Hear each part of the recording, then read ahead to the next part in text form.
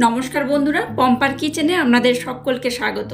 এই গরমের সময় ভাত খাওয়ার পর একটু টক দই খেতে কম বেশি সবারই ভালো লাগে, তাই না? তাই আজ একদম সহজ পদ্ধতিতে মাত্র 10 মিনিটে কিভাবে টক দই বাড়িতেই পাতবেন সেই রেসিপি আজ আমি আপনাদের সাথে শেয়ার করব। অনেকে বলেন বাড়িতে টক দই পাতলে ঠিক জমে না। আমি আপনাদের 100% গ্যারান্টি দিয়ে বলতে পারি, আমার এই ভিডিওটা দেখার পর আশা করছি আপনাদের আর দই পাততে কোনো রকম সমস্যা হবে না। খুব সহজে টক দইটা আপনারা জমাতে পারবেন। তাহলে চলুন দেরি না করে একদম সহজ পদ্ধতিতে আজকে টক দইয়ের রেসিপিটা দেখে নেওয়া যাক। আজকের একদম ঘরোয়া পদ্ধতিতে যে টক দইটা বানাবো তার জন্য দেখুন এখানে আমি রেড কাউয়ের একটা 500 ml দুধের প্যাকেট নিয়েছি। তো আপনাদের কাছে যদি গরুর দুধ থাকে তাহলে গরুর দুধ দিয়েও কিন্তু খুব সহজে এই টক দইটা বাড়িতে বানাতে পারবেন। তো আমার কাছে এই মুহূর্তে গরুর দুধ নেই, তাই কিন্তু আমি এখানে প্যাকেট দুধ ব্যবহার করছি। তো প্যাকেট দুধ দিয়েও কিন্তু খুব সহজে একদম ঘরোয়া পদ্ধতিতে টক দই বানানো যায়। তো চলুন আজকে টক দই বানানোর প্রসেসটা শুরু করা যাক। প্রথমে দেখুন একটা সসপ্যান আমি নিয়ে নিয়েছি। এর মধ্যে এই দুধটাকে আমি প্রথমে ঢেলে দেব।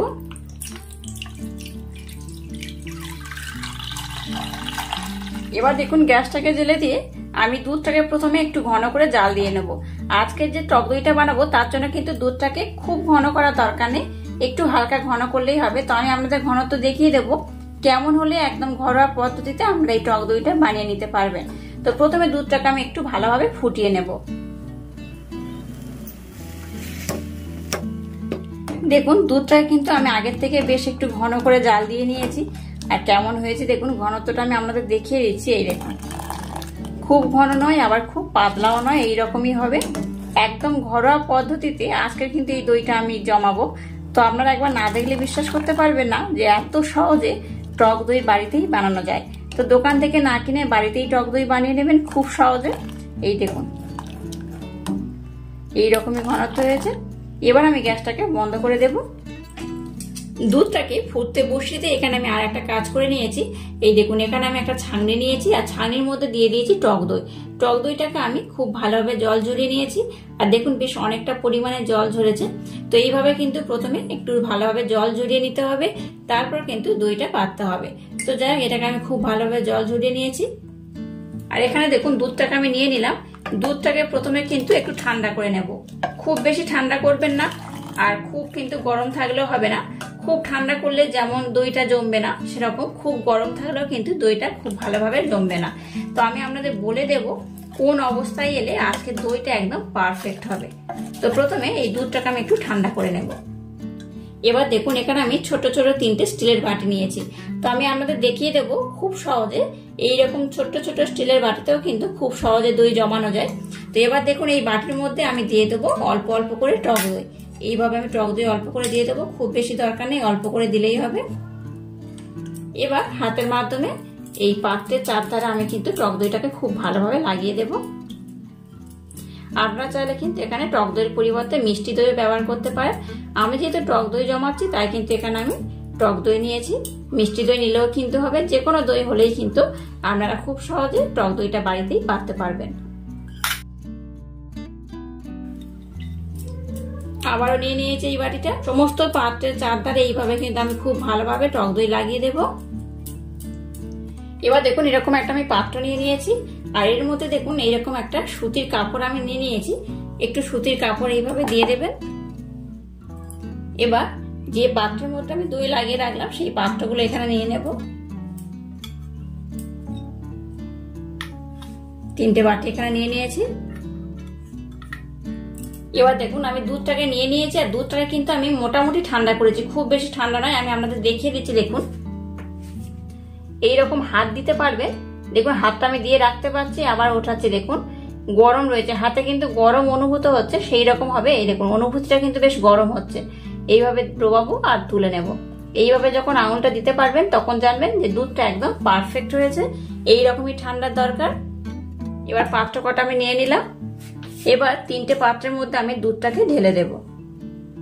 কোনো রকম ঝামেলা ছাড়াই কিন্তু এরকম দইটা আপনারা বানাতে পারেন। খুব সহজে খুব কম সময় কিন্তু এই দইটা বানানো হয়ে যায়, আর খেতে হয় দুর্দান্ত।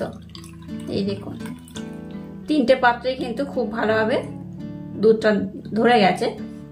এই দেখুন এই 3টে বাটিতে করে আমি দইটা আজ জমাবো। তো আমি আপনাদের দেখিয়ে দেবো কত সহজ এবং স্টিলের বাটিতে করে কোনো রকম ঝামেলা ছাড়া একদম ঘরোয়া পদ্ধতিতে আপনারা টক দইটা বানাতে পারবেন। টক দই কিন্তু স্বাস্থ্যের জন্য ভীষণ উপকার, তাই কোনো রকম ঝামেলা ছাড়াই খুব সহজে টক দইটা আপনারা এইভাবে বাড়িতে বানিয়ে নেবেন, আর দোকান থেকে আর কিনতে হবে না। যাই হোক, এবার এটাকে আমি ওভারনাইটের জন্য রেখে দেবো। ওভারনাইট পরে আমি আপনাদের দেখাবো দইটা কত সুন্দর জমে গেছে। এবার এটাকে কিন্তু কোনো একটা গরম জায়গায় রাখবেন, এর মধ্যে কোনো গরম কাপড় দিয়ে এটাকে ঢাকা দিয়ে রেখে দেবেন। মর্নিং এ দেখবেন এটা খুব ভালোভাবে জমে গেছে। তো আমি আপনাদের মর্নিং এ দেখিয়ে দেবো এই দুধটা কত সুন্দরভাবে দইয়ে পরিণত হয়েছে আর খুব সুন্দরভাবে দইটা জমে। চলুন আজকের ওভারনাইটের জন্য রেখে দেবো, নেক্সট ডে আমি আপনাদের দেখাচ্ছি এটা কত সুন্দর হয়েছে। দেখুন দইটাকে আমি ওভারনাইটের জন্য রেখে দিয়েছিলাম, আর এটাকে কিন্তু আমি নর্মাল ফ্রিজে বা ডিপ ফ্রিজে কোথাও কিন্তু রাখিনি। দেখুন না ফ্রিজে রেখেও দইটা কত সুন্দর জমেছে। দেখুন এই দেখুন, এইভাবে উল্টে দিলেও দেখবেন পড়বে না। এই দেখুন কত সুন্দর জমে গেছে দেখুন।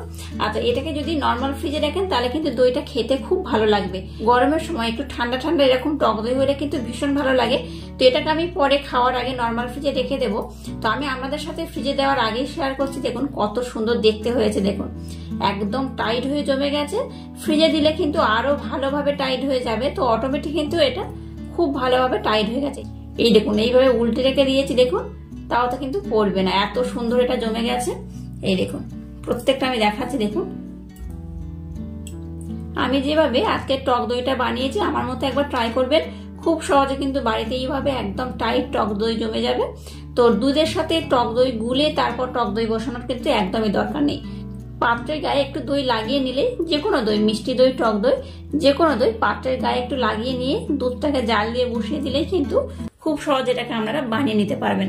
এই দেখুন প্রত্যেকটা বাটি আমি উল্টে দেখাচ্ছি। দেখুন এই দেখুন। তো এবার আমি আমাদের কেটে দেখাচ্ছি এটা কত সুন্দর হয়েছে। এবার দেখুন একটা চামচ নিয়েছি আর একটা কেটে আমি আমাদের দেখাচ্ছি। দেখুন কতটা সুন্দর হয়েছে। এই দেখুন একদম কিন্তু টাইট হয়ে বসে গেছে। এই দেখুন ফ্রিজে রাখলে আরো কতটা টাইট হবে দেখতেই পাচ্ছেন। এই দেখুন অসম্ভব সুন্দর হয়েছে। এইভাবে যদি টক দই বাড়িতে বানান কিন্তু দুর্দান্ত খেতে হয়। একবার এইভাবে বানিয়ে দেখবেন, এত সহজে এত কম সময়ে টক দইটা কোন রকম ঝামেলা ছাড়াই পাতা যায়। আপনারা না দেখলে বা না বানালে বিশ্বাসই করতে পারবেন না। আর আজকের এই টক দইয়ের রেসিপিটা যদি আপনাদের ভালো লাগে তাহলে চ্যানেলটাকে লাইক, শেয়ার, কমেন্ট এবং সাবস্ক্রাইব করবেন, আর পাশে থাকা বেল আইকনটা প্রেস করে দেবেন। তাহলে টাটা, আবার দেখা হচ্ছে নতুন কোনো রেসিপি নিয়ে।